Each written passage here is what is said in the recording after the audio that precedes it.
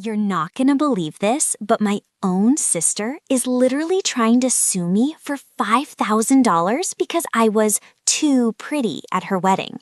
Yeah, you heard that right. Not because I ruined the cake, not because I made a scene, but because of my literal DNA. She sent me a certified legal invoice for aesthetic damages, and if I don't pay it, she's threatening to tell our entire family that I tried to censor the groom.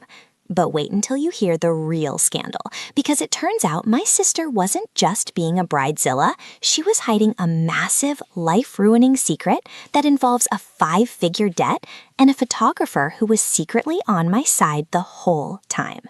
If you've ever had a sibling who treated life like a competition, you need to buckle in for this one. To understand how we got to a $5,000 pretty tax, you have to know my sister, Jessica. Jessica has spent her entire life convinced that she's the main character, and I'm just the annoying sidekick who keeps accidentally getting better lighting. If I got a 98 on a test, she'd claim the teacher had a crush on me. If I got a promotion, she'd tell our parents it was pure luck. But her wedding to Tom was supposed to be her ultimate victory. This was her moment to finally stand on a pedestal where I couldn't reach her. 6 months before the wedding, she called what she titled a mandatory bridesmaid strategy session at this incredibly overpriced brunch place that serves $25 avocado toast. I thought we were going to talk about flowers or maybe bridesmaid hairstyles. Instead, she pulls out a literal stack of papers for each of us. It was a 15-page contract. Not a memo, a contract, vetted by her legal friend, Stacy. Now, Stacy is a paralegal who hated me since college because I accidentally started dating the guy she had a crush on for 3 years. So the two of them had spent weeks crafting this document specifically to nerf me. It had clauses for everything. There was a section on weight fluctuation where we had to agree not to gain or lose more than 5 pounds. There was a section on facial expressions so we wouldn't look too happy in a way that would distract from her.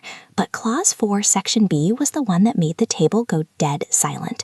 It said, all bridesmaids with hair shades exceeding a level 8 blonde must undergo a professional darkening treatment to a minimum of level 6 honey brown.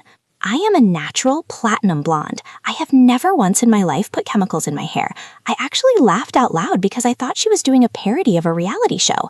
But Jessica didn't laugh. She looked me in the eye with this cold, clinical stare and told me that my hair was too reflective and would bounce the camera flash in a way that would make her look washed out and censored. She told me that if she truly loved her, she would dim my light for just 48 hours. I told her that if her happiness depended on the pigment in my hair follicles, she needed a therapist, not a maid of honor. She simmered for a month, then tried to reconcile by inviting me to a sister healing spa day. I showed up thinking we were getting massages and bonding. I walk in and the stylist starts talking about permanent chocolate glazes and total saturation.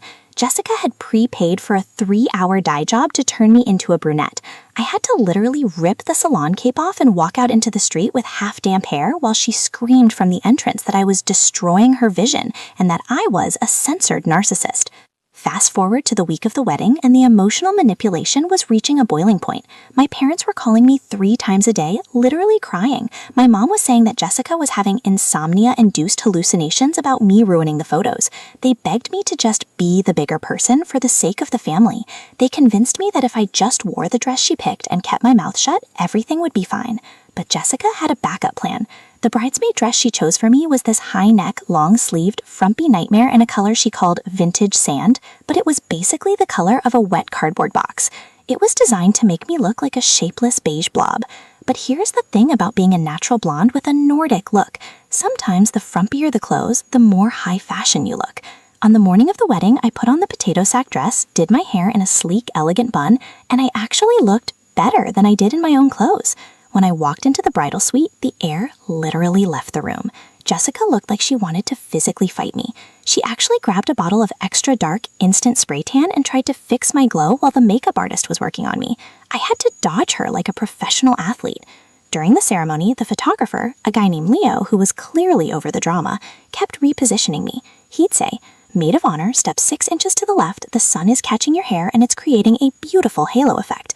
Every time he said the word beautiful, I could hear Jessica's teeth grinding from across the altar. It sounded like a gravel crusher. At the reception, a distant aunt who had probably had one too many glasses of champagne walked up to me, tapped my shoulder, and said, "Jessica, you look absolutely radiant. This dress is so unique." When I turned around and she realized I was the sister, she didn't even apologize. She just said, "Oh, well, you certainly give the bride a run for her money. Tom is a lucky man to have such a beautiful sister-in-law." Jessica was standing right behind us. She didn't even wait for the speeches. She ran to the bridal suite, locked the door, and stayed there for 3 hours. Poor Tom had to walk around for the entire reception telling everyone his new wife had a sudden, violent migraine. I figured that was the end of it, but a week after the honeymoon, I get a registered letter. I open it expecting a thank you or even a "Hey, I was crazy, sorry." Instead, it is a formal, itemized invoice for $5,000. She had categorized it as aesthetic damages and professional correction fees. She claimed that because I, quote, refused to comply with the visual harmony of the event, she had to pay the photographer for extreme post-production. She said he had to spend 40 hours manually dulling my hair and retoning my skin in every single photo so she wouldn't pop more than the bride. She even added a $1,000 spotlight displacement surcharge. The note at the bottom was the best part. It said that if I didn't pay by the end of the month, she would tell our 90-year-old grandma, who is super traditional, that I had pulled Tom aside before the ceremony and confessed my undying love for him. My parents called me 10 minutes after the letter arrived. They weren't even shocked. They told me that Jessica and Tom were financially fragile right now, and that paying the invoice would be a great way to show I care about the family unit. That was the moment I stopped being the bigger person. I called Tom directly. I told him I had the invoice and asked if he wanted me to send the check to him or Jessica. Tom sounded like he was about to have a breakdown. He had no idea about the invoice. He told me that Jessica had lost her job a month before the wedding and had been hiding it from everyone. She had put the 5-figure open bar, the premium peony arrangements, and the emergency honeymoon upgrades on a high-interest credit card, thinking she'd just guilt-tripped the guests into giving enough cash to cover it. She wasn't billing me for aesthetic damages. She was trying to use me to pay off her credit card debt because she was too proud to admit she was broke. But here is the real scandal. I did a little more digging with the photographer, Leo.